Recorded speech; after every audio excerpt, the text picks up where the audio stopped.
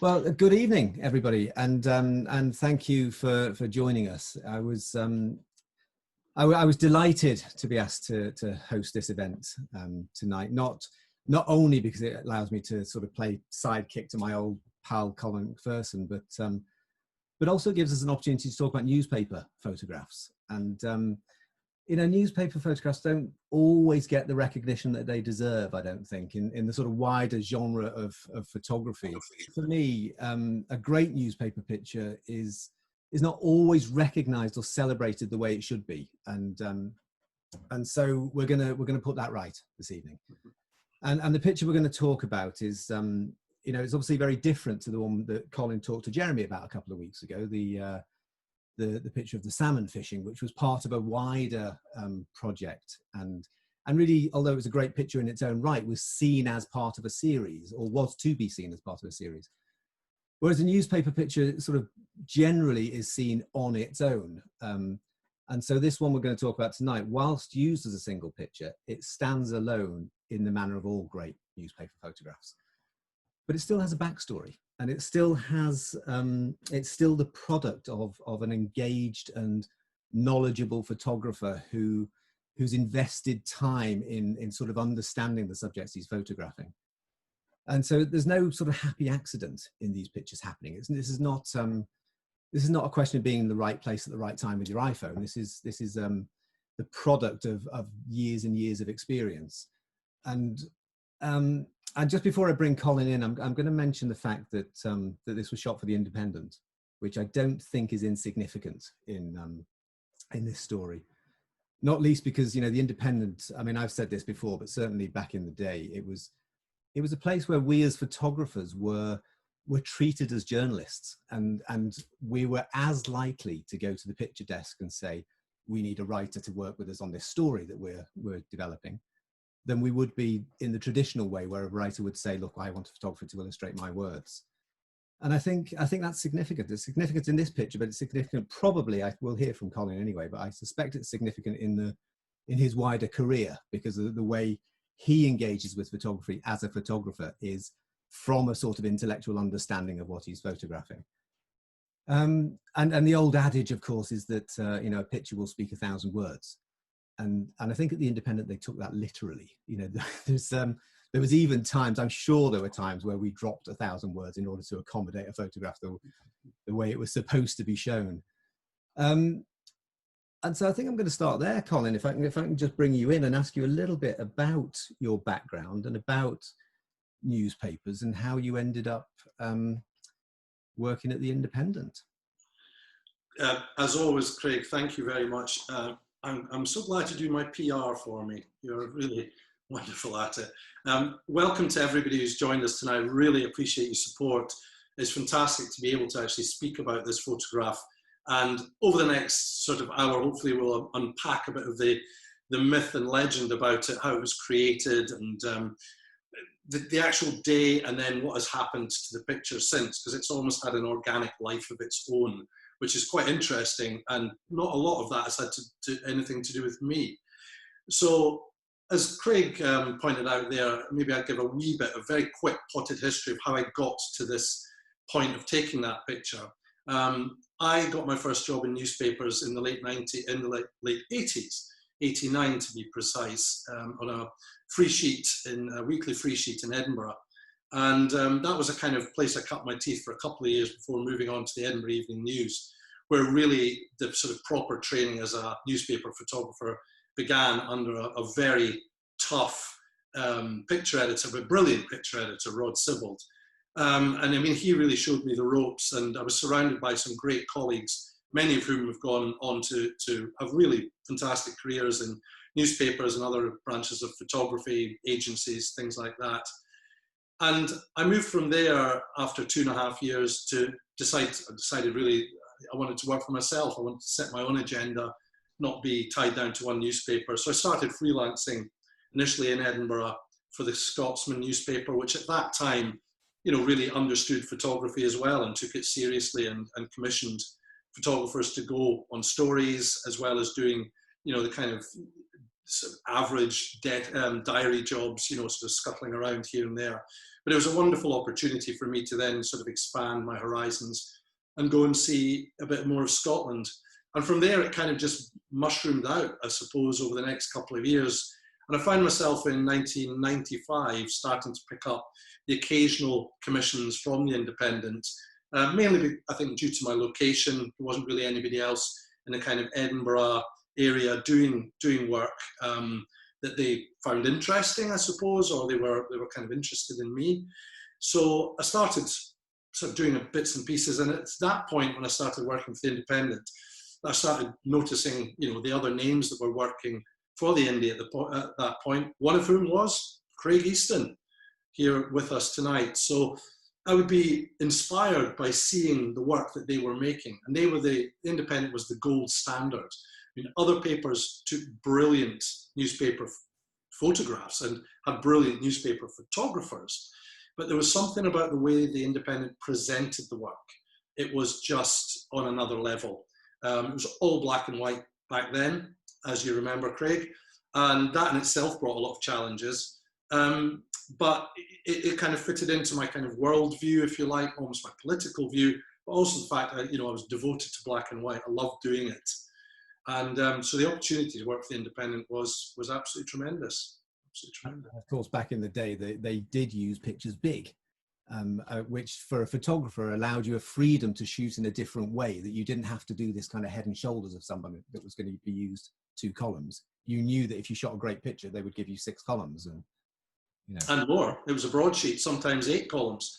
Yeah. And maybe for your pictures, but mine are only, I've got 6. Well, you know. We've got a few examples to show. Should we put those up? Yeah, what I wanted to do is set a bit of the context around the picture of Jacob Rees-Mogg. And politics was everywhere at that time. And really the sort of dominant political figure and force was Tony Blair and New Labour. And this is an image from 1996. And this is kind of almost heralded in what was about to happen. So during 1996, I started to notice I was photographing a lot of politics. And every time there was a sort of major move in Scotland, that was what I was photographing, which I loved because I love politics. I've loved politics since I was a kid. My parents engaged me in it, and you know, I'm somewhat of an obsessive about politics. So to be able to actually photograph politicians, to get close to them, to try and see them and understand them, see how some worked and how some flopped, to be honest. And Tony Blair was an absolute master. He was just a cut above. I kind of missed Margaret Thatcher. I never photographed her, but Blair had a presence about him. And you just felt at the time that's the way that the wind was blowing. That's the way the tide was running. He was the preeminent man, the prince who would be king. So any chance to go and photograph major political figures at that time in the 90s, I certainly took that opportunity. I think we've got a couple more examples just very quickly of that. I never thought I'd hear you say the words "you miss Margaret Thatcher," Colin, but that's good. Don't take me out of context there, please, Greg. Listen, I'm a newspaper man. I'll take you out of context if I want. Yeah, so here's another couple that you were going to show us and talk about a little bit. Yeah, I mean, tremendous fun, great fun. I mean, politicians, we'll talk about that a little bit later, about, the difference between reportage and satire. And I think The Independent really was a paper which liked to have a satirical look at politicians. So we were always encouraged to stand back, take a side view, try and get something that was maybe a little bit odd, a little bit whimsical at times, but also maybe got to the heart of what politicians were. And also absurdity. I mean, I love absurdity anyway, and especially in photography. And I think the next example of this is another good example. I mean, this is, you could look at this anyway. This could be a complete takedown of a politician, or you could just see it as a funny moment, or you could see it as something, about the wider way in which we look at politics in this country. And so when I was out photographing, I was always looking for these moments. You didn't always do this because you had to be, I wouldn't say reverential, but you also had to pay attention to the situation. But when you're going around the street campaigning with politicians, it's fair to say they were fair game. And while I didn't go out to make people look ridiculous or stupid or undermine them, you were looking for those wonderful little situations, those little vignettes of life which brought politics and politicians closer to the people. And I think this is probably quite a good example. That's George Robertson on the right, by the way. Don't know who the baby is. George Robertson, who then, after this 97 election, became Defence Minister. So a very high profile man. And that was the kind of basis. And I was working in Scotland at the time, and you had some of the big beasts who were to go on to be, you know, real, the sort of the masters of New Labour, Gordon Brown, George Robertson, Robin Cook, people like that. They were part of the political landscape, and these were heavy hitters. So when they went out on the stump or they went out campaigning, chances are I would go out with them, and it was tremendous fun. It's interesting that you say that, you know, that you don't go out of your way, or we didn't go out of our way to make them look ridiculous. But the flip side of that, of course, is that quite often they looked ridiculous anyway, and therefore if the opportunity is there, you don't pass it up. I mean, I'm always astonished how unpolished politicians are. And, you know, when you see them maybe on TV, they've maybe had a bit of coaching, they maybe had a bit of makeup. But when you see them out in the street and up close, I've always been frankly amazed how few of them can really kind of command a situation and can be in charge of a situation.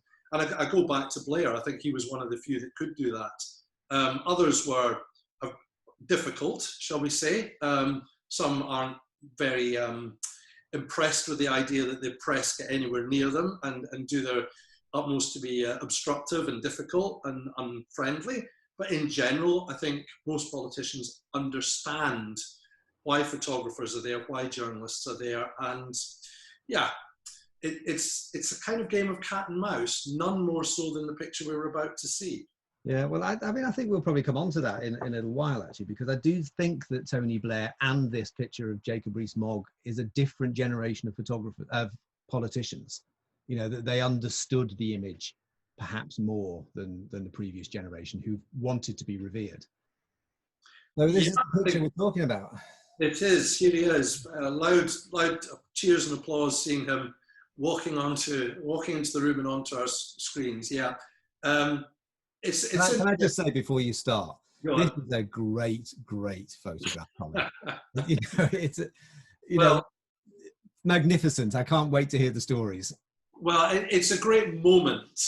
And I mean, the thing about being a photographer is what you're trying to do is you're trying to capture great moments. We don't make the moments. And that's the thing about, you know, especially as a political photography, very, very, very little of it is staged. And the best of it isn't staged.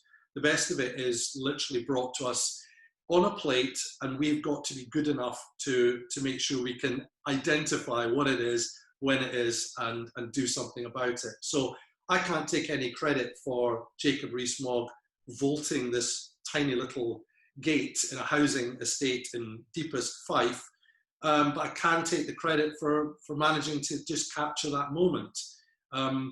But the lead up to that is quite interesting. And as you alluded to earlier, Craig, there is a lot of anticipation. There's a lot of expertise on a technical level that goes into these things, but also just knowledge about how people work. And I find that especially when I'm photographing any live event, whether it's music or sport or something out in the street like this, you've got to have a sense of knowing what is about to happen, even if you don't know exactly what that thing is that's about to happen.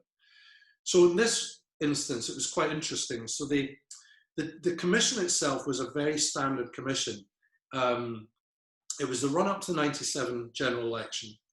And I was myself, there was one or two other freelancers working in Scotland, but I was doing the bulk of the kind of election stuff.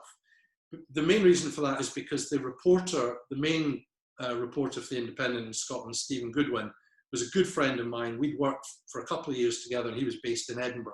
And we had a really kind of symbiotic relationship. He relied on my knowledge of Scotland because he'd only recently come up from London. He was actually a lobby journalist, so he knew his politics. And I relied on him to give me an in to stories that he was going to do for The Independent. So it was a two-way operation. And we talked every day. We talked about what he was doing. I talked about my ideas. But then, of course, the paper in London would also set its own agenda. So on this particular day, I wasn't working with Stephen. I was working with Douglas Fraser, who's actually very kindly joined us tonight. And he was doing a bit of freelancing for The Independent back then. He now works as the BBC's economics correspondent up there in Scotland. So you could say he's gone on to greater things. So this came out of the blue. This was a phone call, probably the previous day, saying, can you go up to Fife? Jacob Rees-Mogg is campaigning. He's the Conservative candidate in Central Fife. Central Fife was the constituency of Henry McLeish MP, again, another big hitter in Labour, who went on to be First Minister of Scotland. The kind of details were all set up. You're going to meet Douglas up there. I probably phoned him and said, right, where are we going to meet? I must admit, and I can remember this, I didn't know a lot about Jacob Rees-Mogg, but that's the point. I don't think anyone knew a lot about Jacob Rees-Mogg back then. We'd heard it, we knew a lot about his father, William, and his great journalistic career, but Jacob Rees-Mogg was just a name. On the other hand, going up to do a story like this about the Conservative candidate in a completely unwinnable seat in Fife, a seat which had had, I think, a communist up until a few years previous, that was obviously going to be a story. I think I probably went up there without doing too much research into Jacob Rees-Mogg. And I remember we met him and did the initial interview in a pub in a small village called Kennaway, which is kind of rural part of the constituency. And it was then that, he said, right, well, we've done the interview. I'm now going to do some campaigning. And I can't remember whether we suggested or he suggested, probably he suggested that he was going to Glenrothes. Now, Glenrothes is a new town. It's made up mainly at that time probably of council housing, not a particularly prosperous area, rock solid Labour. There are rural parts of that constituency, but this was rock solid Labour or possibly SNP for a bit, but real Labour territory. So going and knocking on doors there was going to be difficult for him. He was going to get, if not a hostile reception after 18 years of Conservative rule, he wasn't going to get a friendly welcome.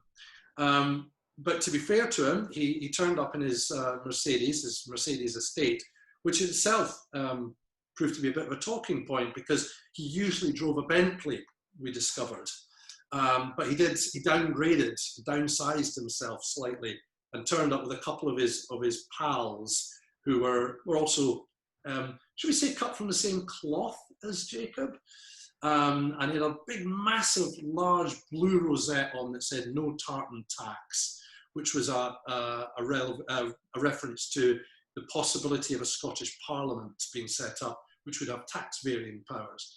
So we were all set. There he was, very dapper, very tall, and I'm tall. I don't often encounter people taller than me, but he's at least 4 inches taller than me, which is quite remarkable. And off we set. So went round the housing estates of Glenrothes. So did you meet him and did Douglas interview him first? Or did you have any kind of relationship with him before you were wandering around the streets? Or? I mean, as soon as you meet him, you are kind of taken by the physical aspect of him. The fact that he is 6'6" and built like a drain pipe. And he's obviously not the sort of person you would normally see out in the streets of Central Fife. In fact, I would contend he's not really the sort of person you would see in most parts of Scotland. So he just looked odd and out of place, but very friendly. And Douglas had done the majority of the interview in the pub beforehand. And I remember one thing, I can only remember one thing about the actual interview, but it was really interesting and sort of prescient. Douglas asked him, he said, "What are you doing here?" And maybe not quite using those words, but basically it was, "What are you doing here? Why are you here?" And Jacob Rees-Mogg says, "I'm here to defend the Union." And I remember thinking at the time, that's a very odd thing to say, but it was a very interesting thing to say. And at that time in 1997, the idea of a Scottish Parliament being reconvened after 300 years was out there, but it was not a foregone conclusion. Labour, nobody knew that Labour were going to win a landslide election victory. Nobody knew that there was going to be legislation to set up a Scottish Parliament. So the idea that somebody needed to defend the Union at that stage, when you look back with kind of 25 years of hindsight, really interesting comment. Yeah. And interesting, I mean, the SNP weren't the force then that they went on to become. No. You know, so it's got a quite sort of prescient of him to have almost foresawn what was coming. Well, absolutely, and it's the one thing I keep coming back to, whether the guy had some sort of foresight powers that we didn't know about. I mean, obviously, when he was talking about the Union, I must clarify he was not talking about the European Union, as we were to find out later. But really, really astonishing, really astonishing. So you have this interview, you met the guy and you're having a little chat, and then you jump in your own Mercedes estate and you go off and do what? It's my not Mercedes estate, my tiny Volkswagen Polo that does 55 with the handbrake off downhill. So I mean, campaigning around the doorsteps, even most people will be familiar what that looks like. And it's basically going around knocking doors, hoping people are in, asking them, you know, what their opinion of the issues of the day are. If people aren't in, you stuff a leaflet through the letterbox. But then within that, you've got to run the gamut of all sorts of, difficult situations, whether it's kids, dogs, garden ornaments, stuff left around. It can be a hostile environment. You know, people can come out. But in this particular sort of sleepy environment of a Thursday afternoon in Glenrothes, there wasn't too much aggro and aggravation, because I probably suspect very few politicians ever came round there. And I think therein possibly lies a reason for the Labour Party's demise in places like Central Fife, is that you did get the feeling that politicians were not seen and not heard around there. Right. So I'm imagining you're going off to this thing, and you've met this guy. You know what Glenrothes is about. You know it's a Labour stronghold. You know what the kind of housing estate environment looks like. You're expecting some kind of odd juxtapositions going on here. Can I put up some of these contact sheets? Because yes, I want to ask you a few questions about this, because it's quite informative. Yeah. So what I'm, as a photographer, what I'm looking for in this situation is something out of the ordinary. He's not going to stop and pose for photographs, and I don't want him to do that. What I want him to do is go about his business, and then me hopefully to capture something that will sum up the day. Now, what is the day? What is summing up the day? Clearly, he is a fish out of water. And he looks slightly odd, shall we say, as I've said. So I am just hoping beyond hope that something happens. There's a little bit of chemistry between somebody he talks to, or something happens, or there's an odd facial expression, or somebody points a finger, jabs a finger at him. I don't know. I have no preconceptions about any of this. It's just you hope that something will emerge, and if you're lucky enough, you'll capture it. So it's very difficult to see, the individual images, but as you can see, just by looking at them, I'm moving fairly quickly from one scene to another. And this being film as well, I'm actually having to think long and hard about what happens next, because I don't want to be shooting 10 rolls of film, because that's going to give me a real problem slightly later on in the day. So what I'm doing is I'm basically going from one situation to the next situation to the next situation, trying to anticipate what's going to happen next, and hoping that I can just get everything, all the furniture lined up, and that something magical will happen. I'm using two cameras as well. So I'm using a longer lens, a sort of telephoto lens, just to get closer if I need to, if I'm further away. And I'm using my favorite lens at the time, which would be a wide angle. I can't remember whether it was a 24, probably something quite wide, because that was the sort of style I liked. I like shooting wide. So you get more in, you see more of the drama. But the other side of that, if you're shooting with a wide angle lens, you need people to be close to you. Otherwise, they're going to be far, far away. They're going to be just little dots. And he's got to be front and center to this picture. I can't have him way off in the distance. I need to see him. It needs to be bold. It needs to be brash. It needs to have impact. And so I've got all this going in the back of my mind as I'm shooting. And if something doesn't work, I just move on to the next thing. So always trying to stay just one step ahead. We can see here, I mean, I think there are 4 roles in total from this, John. We'll see the other 2 afterwards, but these 2, I think you've marked these as roles 1 and 2, and this is obviously 2 different cameras. The one on the left looks like a sort of standard lens. Yeah. And then the one on the right is obviously the much wider lens. And I think later on we'll see that you go onto a much longer lens, don't you? Yeah, that's right. Yeah, but presumably that's because you've got the picture in your mind, the wide angle one. You've nailed that one. So looking at this, you've got 2 cameras over your shoulder, right? You've got one with a 50 and one with a 21 or a 24 or whatever. But you're shooting similar scenes with both of them. So you're making decisions all the time. And you said before, I wrote it down, you said, you don't make the moments happen. Of course, you don't make the moments happen, but you had to prejudge what was going to happen. Talk us through, can I move on to the next one where you can talk us through that scene? Yeah, so this is quite interesting. I mean, obviously you try and think about things, and it's easy to then, look back and look at these contact sheets and go, oh yes, I did this. But I can honestly say, before I looked at these contact sheets too closely recently, what I remember, and if you have a look at the picture on the bottom row, the sort of second picture in, which is the picture before the image, as you can see, Jacob is actually stepping over a small gate. And I remember thinking it, and this is without a word of a lie, I hope he does that again, because that potentially is going to make a picture. And of course, again, remember, this is film, this is not digital. So there's no way of checking the back of the camera. There's no way of having a look whether you got it. But I remember thinking, that's really interesting, that's really funny. He stepped over that little picket fence without opening the gate.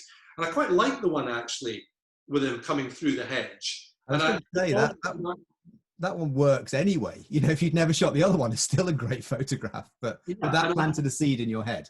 I think to be honest, I remember thinking that was good. I like that. But then he obviously went into the next house or the next row of houses.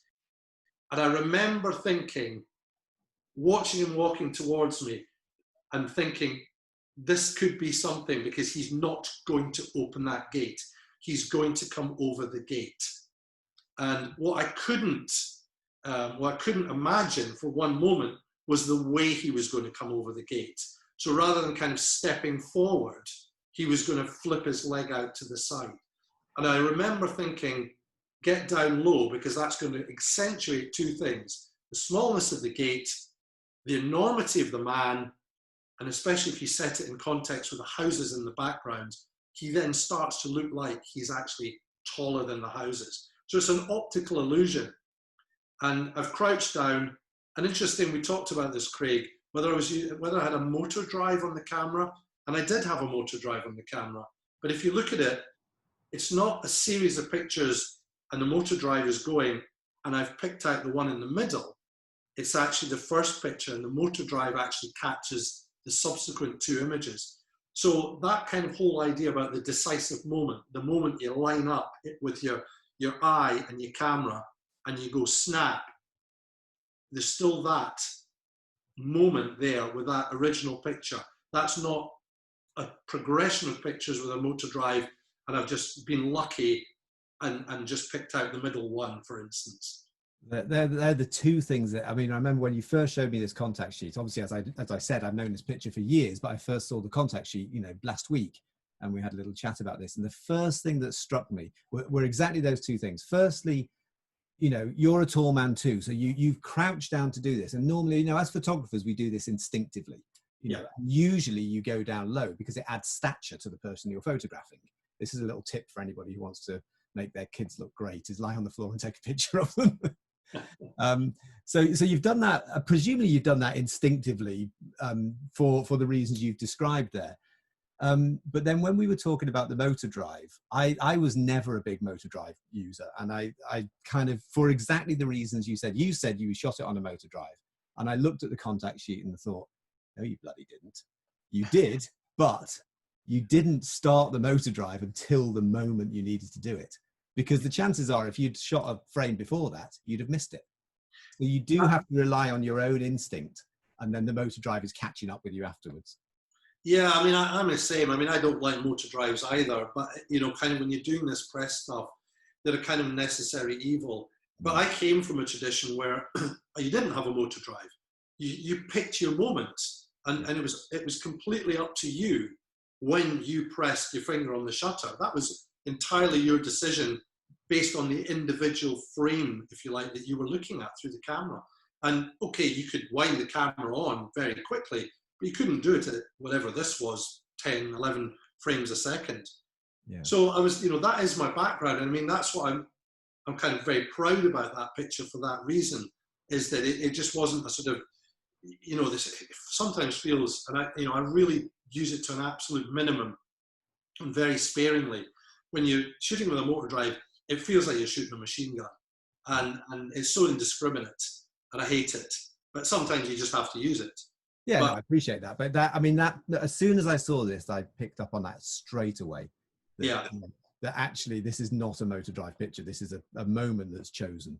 And, and interestingly, you wouldn't have had much on your motor drive because that's 33, 34, and 35 on the film. So, well, yes, because the motor drive, the film would have finished, and then if we move on to the next, so by the time he's walking away off to his next door to knock on, or to chap, as they say up there, I was then rewinding the film, taking the film out, putting it safely in a pocket, putting another film in, winding that on, running after him to catch up. But looking at these two films here, and especially the one on the right where I've only shot half the film, I'm pretty sure that I knew by then I had what I needed. And the stuff that I've taken beyond that is probably just a bit of over-egging it, just a bit of the icing on the cake. I don't think it was entirely necessary, but you never know, because you never know. You think, right, that's great. I'm not 100% sure I've got it, of course, because the old thing about looking through a camera is if you see the picture, you've missed the picture. So you never quite know. So while the opportunity exists, you just carry on. And he obviously carried on round a few more door paths, up to a few more doors and stuff like that, knocking on a few more doors. And I just kept on going until I think he'd probably had enough. The whole thing was probably no more than 20 minutes because, let's be honest, he wasn't going to get many votes there. There's two things here that, you know, that it looks to me that if we've gone from film 1 to film 3 here is the same camera, because the fourth film is the one that you've just shot on. You've got your wide angle lens, you put a new film in it, and, you know, and you've just worked around it. But the other one, you've put a much longer lens on, I imagine, because you're thinking, I better have something else just in case. It's always very different. That whole sheet of film is very different to the other three. It is, and I mean, it's a weird one because, you know, even back then with the Independent and the way they used pictures, and they were always very brave and stuff like that, you still had to have something fairly straightforward in the bag. I mean, my big kind of weakness as a photographer, I suppose, was I hate shooting uprights. I just don't see the world in that shape. I always see the world in kind of landscape shape. So I always shot far too few. That's why I could never work for a tabloid newspaper, because it was almost like something, I couldn't get the camera to do uprights. It's a lot of effort, isn't it? You got to. Well, it's just, I just don't see the world like that. And if you actually have a look at those contact sheets, I don't know if I've even got a single upright. And of course, that's the cardinal sin, because if you're shooting for a newspaper, you just have to think shapes, because you do not know how they're going to use it. And if they want to put it on page 5, and page 5 only can accommodate an upright, you don't have an upright, the worst thing that can happen is they don't use your picture. The second worst is they take one of your landscape pictures and they crop it into an upright, and it looks dreadful. So that's the thing, when you're out on these assignments, you don't know what they're going to do with the picture. So it's belts and braces. Well, the thing is, I can just confirm that you didn't shoot a single upright that day. But there's another way of looking at that, Colin, and this is very much an Independent thing, is that if you shoot landscapes, you're more likely to get 6 or 8 columns. You know, it's a high risk strategy, but, you know, But we were taught to take risks at the Independent. That was the thing.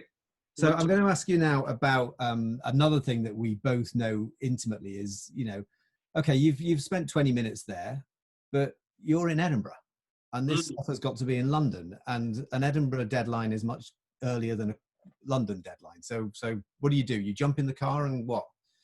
Oh, that was the most stressful thing about the whole job.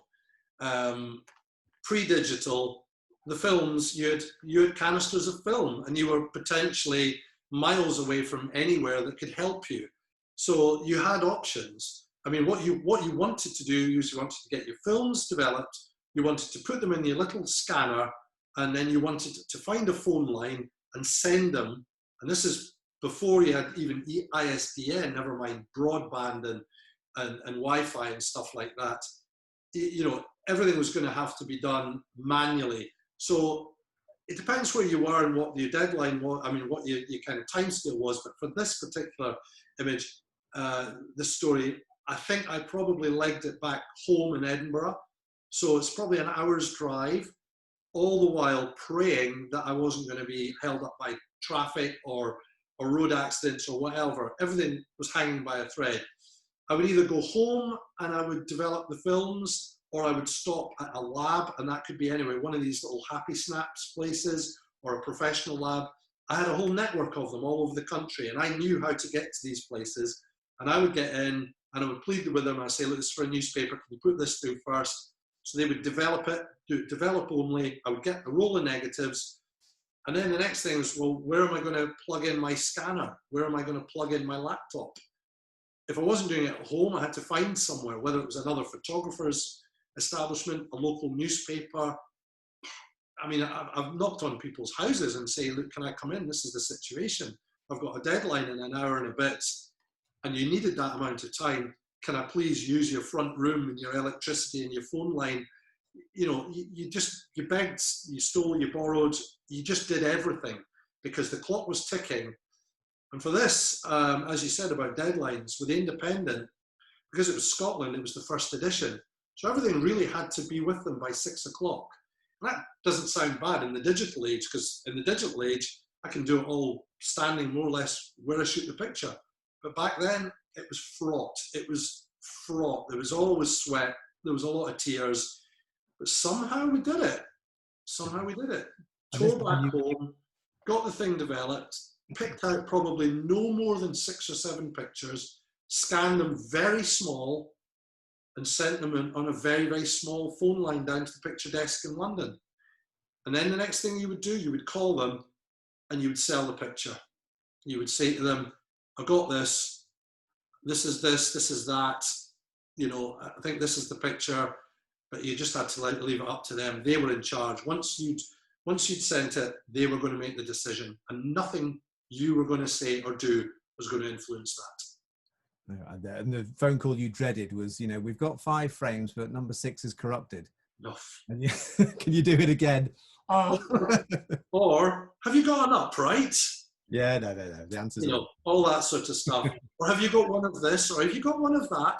Luckily for a job like this and for a paper like that, they trusted you, and you know that. They trusted you. The pictures that you were picking, self-selecting, the first edit, if you like, they were going to be the best pictures. So they trusted you at the Independent, and that was massive. And if you said, well, I really think these are the best pictures, or that's the best frame, they went with that. And of course, this was terribly modern in 1997, because it was only 3 or 4 years before that you actually had to make a black and white print and put it on one of those things that, the drum scan. Or, if it wasn't something for deadline, you took the rolls of film to the Red Star office, and they were put on a train down to London. The much missed Red Star service, eh? God, I spent so much time in Red Star. All right, can we look at some of the other pictures that you shot that day? Yeah, just briefly. I've obviously gone back and re-edited, if you like, and just picked out a couple of the pictures. I cannot remember whether this is one of the ones I sent, just because it's so long ago and I don't have the original set of scans that I did on the day. I love this picture. I suspect I probably did send it. but it doesn't show him. It shows the little boy. It shows the context. It shows it's about campaigning. You can't even see his big blue rosette. So if you stand back and don't know anything about the picture, about the story, and you just look at the picture, you wouldn't really immediately say, this is something, you know, odd, this is a Tory in Fife or whatever. It's a funny picture, it's a good campaigning picture, but it doesn't really add anything to the story. That, I mean, in a sense, that's the nature of newspaper photographs. And when you look back at work you did 10, 20, 30 years ago, you know, you only ever used one picture, and you could have taken 5 or 6 fantastic pictures that day, but only one would ever see the light of day, no matter how good the others were. Yeah, yeah. And then there's this one, which I also quite like, which I think was in the original one, this very skeptical face. So that's starting to get to the nub of the story a little bit more. This dude with the fantastic Scotland, really patriotic T-shirt there, sort of glowering at Rees-Mogg, and the way he's sort of, you can see that in his gesture, the way he's sort of patiently, you can imagine him patiently talking about the virtues of 18 years of Conservative rule and the dangers that lie ahead with the new Labour project and the possibility of a Scottish Parliament. And so this picture is starting to get a little bit closer to what I'm trying to communicate with the story, and probably what Douglas was trying to communicate with his interview. What I don't like about it is it's a little bit too distant. So a newspaper would have to run that very big for it to have any impact. And also just little bits of, although I like the kind of construction of it, I like the kind of layout of it, the composition, I don't like the white pipe behind him. I think it's slightly distracting. So there are good reasons why it's an interesting picture, and it kind of tells the story, but it just doesn't have the impact it needs, from my point of view, to be a really kind of red hot newspaper photograph. I mean, it's interesting you refer to the size of him in the picture, because he's possibly even bigger in this picture than the one that was used. But as you say, the fact that he's against the sky in the first one makes him clearly the subject of the picture. Yeah, he doesn't look anything out of the ordinary here. So again, you know, but you know what? That could have been the best picture I got that day. Nobody's got a God-given right to get anything better than that. So, you know, if I'd had to go with that, I would have had to go with that. Yeah, but you got a picture of the Mercedes as well. Yes, well, that's quite nice. You see, I like that one because that's, again, slightly otherworldly. You've got the kind of, obviously, sort of the setting behind, which is, you know, kind of looks like a council scheme in Fife. You know, without being pejorative about it, that's what it looks like. And here's this big blue Mercedes with vote for Rees-Mogg, and he's got his big blue rosette, and he looks a little bit ridiculous. And he's got his 2 henchmen here, more of whom later, with him, you know, his little helpers with a double-breasted suit, again, something that would never be seen on being worn in Fife. So that possibly with the Mercedes is getting a little bit closer to the story. And of course, what we didn't know at that point, because she wasn't there on the day, is that his nanny, not his kid's nanny, his nanny came up to help him campaign, although sadly she wasn't around on the day. To be honest, in that picture, he looks at an age where he might still need a nanny, because he looks so young. He looks straight out of sort of prep school or something. And yeah, well, he was 27, and it was the first parliamentary seat he'd ever contested. And, you know, he was doing it as Tony Blair had done in Beaconsfield in 1983 at a similar age. He was doing it for the experience. Rite of passage. Rites of passage. So the next day, you wake up in the morning and you see this. Yes. And you think, what has he done with that headline? Yeah, so that's a broadsheet newspaper, so it's big. Funnily enough, I hadn't seen this cutting for a long time, and when I dug it out, I think probably my sense of disappointment at seeing it again was probably mirrored in my original sense of disappointment, because at that time the Independent were sort of moving away. They were starting to move away from the idea that one picture says it all. And I don't know whether they were ceding control to designers with sort of fancy Apple Macs and programs, but they were starting to sort of, little kind of almost tabloidy things were starting to creep into newspaper design, even at the Independent. And this is frankly awful. I'm not saying it ruins the picture, because I'm still very proud of it, and it's in the paper, and that's all that matters at the end of the day. But yeah, I mean, I'm not quite sure. I mean, if somebody who's an expert in design and typography can tell me what the hell that headline's doing, they're better than I am. One thing you'll possibly notice from the original picture, from the contact sheet, is that I did crop it slightly in, but that was mainly to just level up the horizon, because the horizon was a little bit squint. But the use of the second subsidiary picture, again, to me, doesn't add anything to it. But, you know, it's all that counts is it's in the paper. That's your job.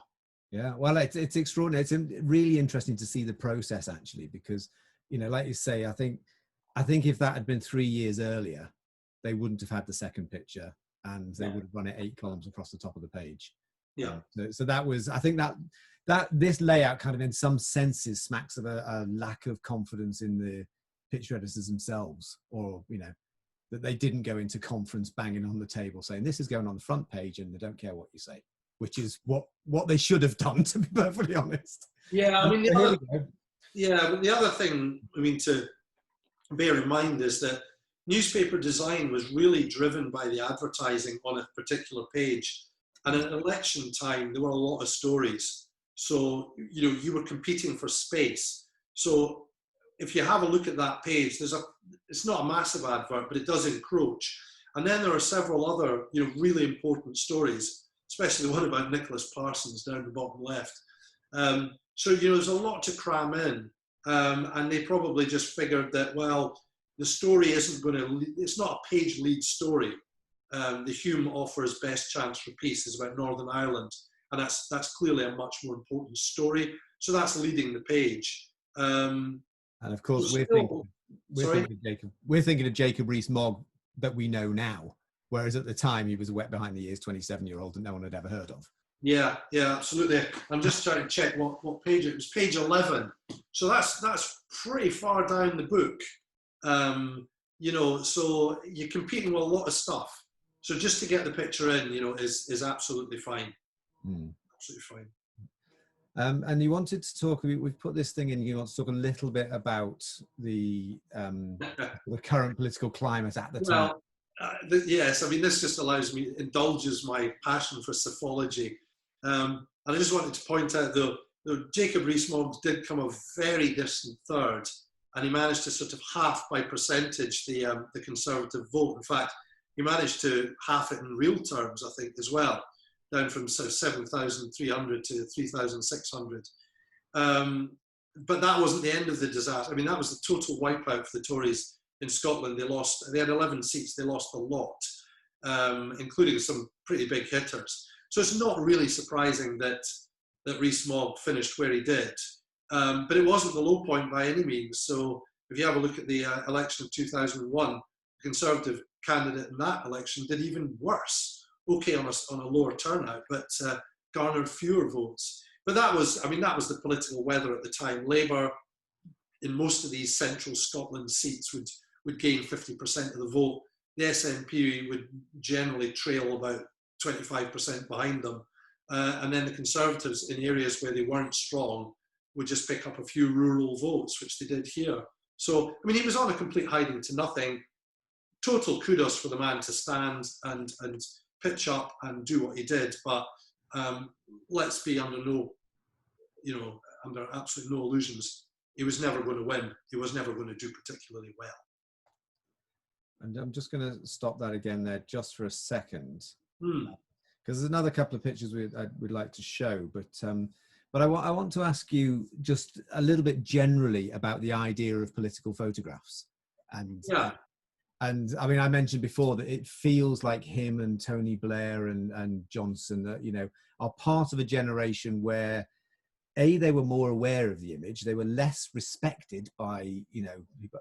That picture that you took of Jacob Rees-Mogg would have destroyed a politician in the 1950s, because you're kind of ridiculing him, but in the way of you know, another tousle-haired Etonian, they sort of own these kind of embarrassing moments now.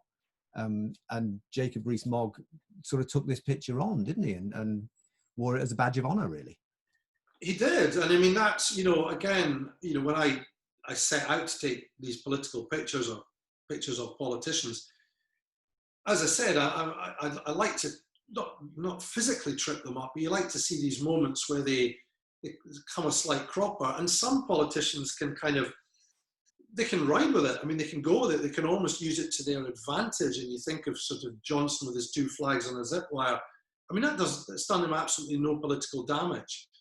On the other hand, I would contend, for example, Neil Kinnock falling flat on his backside on Brighton Beach, although not intentional, just sort of added to a feeling that the man was accident prone and a bit clumsy and rather silly looking. Whereas, it's just very weird. I mean, somebody like Tony Blair would never have got into a situation, and I think Margaret Thatcher would have been the same, where they would have gone skipping over a small picket fence with their leg cocked to one side. It just wouldn't have happened. Because they were aware of it, yeah. Absolutely wouldn't have happened. But on the other hand, Jacob Rees-Mogg has done it. And then, as you alluded to, he's almost sort of taken ownership of it, because the years then passed and nobody knew who Jacob Rees-Mogg was. Eventually, he was elected to Parliament down in the southwest of England in 2010, by which time, he was starting to become, known. But I mean, he wasn't the national figure he is now. But he contacted me because he was obviously made aware of the picture. And I should tell you a very brief story about what happened the day that the picture was published in the paper. So the following day, this is the day after it was taken, John Major, the Prime Minister, was up campaigning in Fife, in Dunfermline. And he gathered together, obviously, all the local Conservative candidates, of which Jacob Rees-Mogg was one, for this rally in Dunfermline. And up he came on his campaign bus, John Major. Out he got, and he got on his little soapbox and made a little speech. Nobody in Fife was listening. It was all media packed around him, absolutely chaotic. And I was there, and I was trying to get some pictures of John Major, see what it looked like. And then I looked over beyond the bus, and I spotted Jacob Rees-Mogg and those 2 fellows in the dark suit who were in the picture. And they spotted me, and they started pointing at me and kind of whispering to each other. I wouldn't say in a threatening manner, but in a manner that suggested they knew who I was, and then they knew what I'd done. So it never came to any kind of, contretemps, but I think they sort of marked my card. They are on the call this evening, you know that, don't you? Well, I did include him in a bit of my social media, and he didn't rise to the bait. But many years later, he contacted me about the photograph, and he asked if he could use it as his biography picture on his Twitter feed. And I thought, yeah, go for it. I didn't know what he was going to turn out like. Maybe I was a bit innocent, but I thought, what the hell? I find that interesting, that the chutzpah to be able to say, I'm using that picture as my thing, whereas would have run a mile from it 20 years earlier. Possibly. So he used it for 2 or 3 years. And then we had a falling out, a parting of the ways when it came to political issues, especially around the Scottish independence referendum. And I thought, actually, you know what? If you're gaining any sort of advantage for anything in your political career, I want to put the tiniest of stick in your bicycle spoke. So I contacted him and said, would you mind not using it anymore? And he got back in touch immediately and said, no problem at all. I got somebody obviously to translate it from the Latin, and that was it. He removed the picture, and as far as I was concerned, that was going to be the end of that picture. But quite the opposite's been true, because in the last few years, it's, as they say in the newspaper trade, grown arms and legs. Presumably, I mean, that's to do with his rise as well. And this, I'm just going to share this screen again now, Colin, and I'm sure that this is something that makes you feel very proud to see this picture. Yeah, so this is at the picture was then used as one of a compendium on the last ever edition of the independent newspaper when it ceased publication in 2016.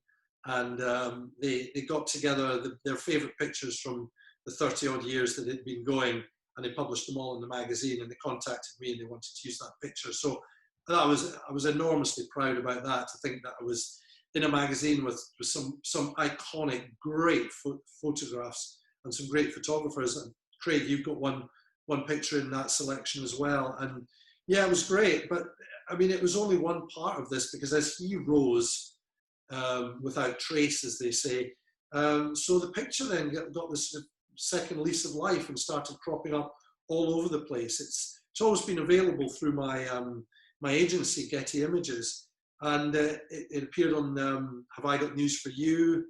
And then something really bizarre happened. I was in Australia working for the Commonwealth Games in 2017, beginning of 2018, and someday one of my colleagues said, oh, I think I saw one of your pictures on the Graham Norton show in Australia. And sure enough, it was on the huge, massive screen during the Graham Norton show. And the Sunday Mail newspaper in Glasgow picked up on this. And they contacted me in Australia, and they said, we're thinking about doing a story about basically going back to the constituency and kind of doing a sort of, obviously they're not going to take Jacob Rees-Mogg back there, but they were going to kind of take the photograph back there and ask people if they remembered him being there and what is their reaction to him now, because by then he was one of the most prominent figures in UK politics, you know, especially in light of the Brexit referendum the previous year. And they said, you know, have you got any more pictures from the shoot? And I'd sort of forgotten about the whole thing. And I said, well, yeah, I do, but look, I'm in Australia, 10,000 miles away, and I have no access to the negatives at the moment, nothing. I'm not going to be back for 3 months. Do you think it will hold? I said optimistically. And they said, no, probably not. We probably just won't do it now, but thanks very much. And I was really gutted about that. I was absolutely gutted, really disappointed. One of the first things I did when I got back from Australia in April 2018, I went straight to my archive. I got all those 4 sheets of negatives out. I took them down to the lab.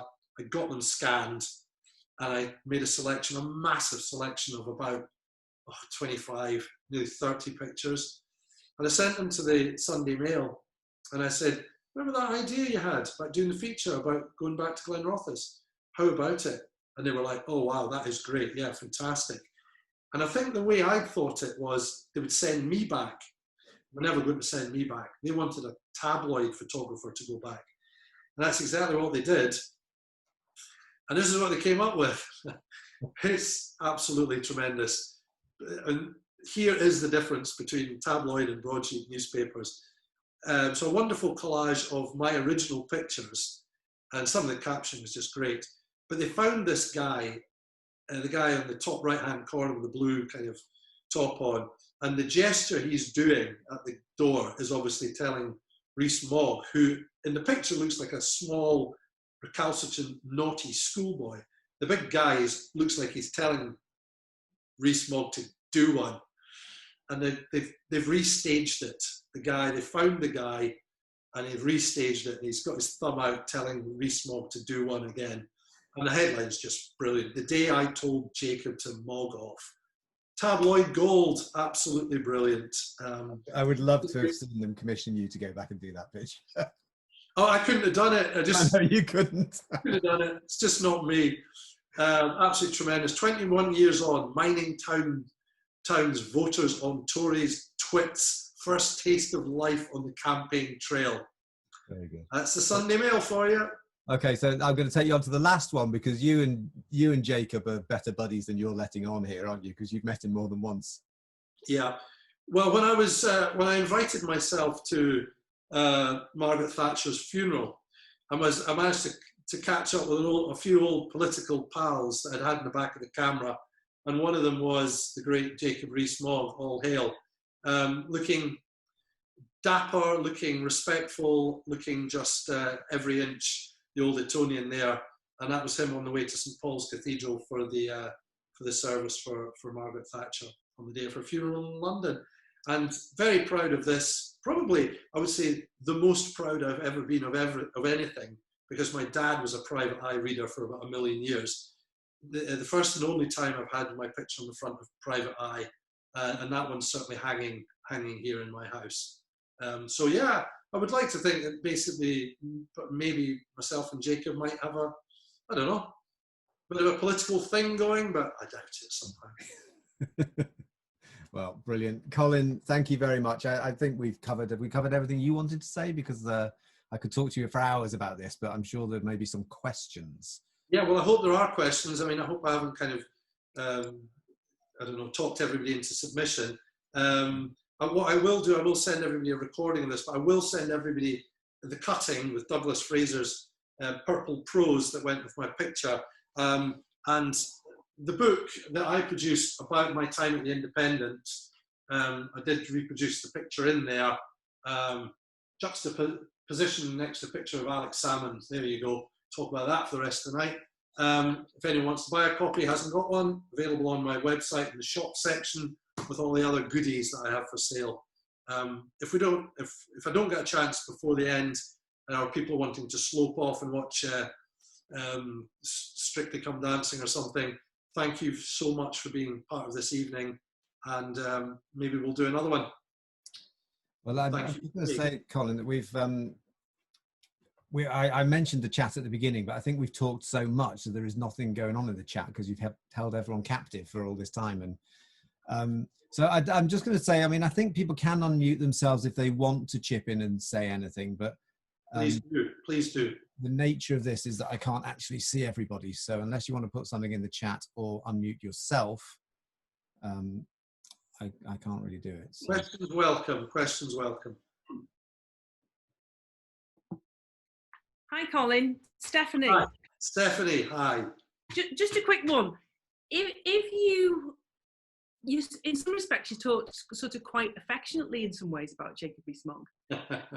if you were photographing him now, and if you knew now, if you knew now what you know about him, how do you think you'd approach photographing him now? You've got to be really careful about this, because at the end of the day, I do set a lot of store around the neutrality of journalism, and photographers are part of that. And I think if you go out on a shoot like this with an agenda, hoping that you will in some way make a politician look bad, look ridiculous, look stupid, you're the one that's going to end up with the egg on your face. You're not going to get what you get, or what's there for you. You're going to miss it because you go with an agenda. Now, my own personal politics might not intersect with a lot of the people that I photograph, but at the same time, I'm quite clear about the rules around it, and I don't go out with the intent to make people, it's a tricky one, because there's people out there, there's politicians out there, whatever our political views, there are people out there who you really do not agree with. And there's some people out there who you think are downright bad people. But if you go out with that attitude, you'll come a cropper. And at the end of the day, it's only your opinion. It's not your whole readership's opinion. It's not your picture editor's opinion. It's not your editor's opinion. And you're being paid to do a job. Yep. Absolutely, you get paid to do a job. Yeah. Yeah. It's one of those things though, because it's always the same with journalism, because it's like, where do you draw the line, isn't it? It's like it's how far do you take it? It's like, it's like the Leni Riefenstahl argument. It's like it's if you always have neutrality, at what point do you say, no, we can't be neutral anymore? We have to say that this person is a fascist, and it's those sorts of things. So it's like, you have to be neutral, but at what point do we stop? Well, I mean, in a sense, I've never had to make that judgment about this picture, because the picture says it all. And I mean, in a sense, it's up to the general public to form an opinion of Jacob Rees-Mogg based on that photograph. I'm offering them the opportunity to do that. But, for all that, me and my political ilk, I'm not putting myself in any one particular camp here, Mm. you know, sneer and snigger at him, there might be a lot of people looking at that picture and with a degree of affection, with a degree of kind of thinking, you know, good on him, look at him, you're not a typical politician. And I mean, and that's in a way why people gravitate towards Boris Johnson on a zip wire with 2 Union Jacks, because he's not your average politician. Tony Blair, to go back to him, was the most polished operator you could imagine. Now, he was still one of the most divisive figures in modern politics. But yet his image, he was always on message, he looked great, he commanded the room. You could never get a bad picture, bad in the sense of ridiculous picture of Tony Blair. You just couldn't. I once spent an afternoon with Tony Blair and a man dressed as a chicken in Stirling. And this man with a chicken, dressed as a chicken, pursued Tony Blair and tried to get in every shot that every photographer took. Not once did Tony Blair look idiotic as a result of it. He just looked like Tony Blair.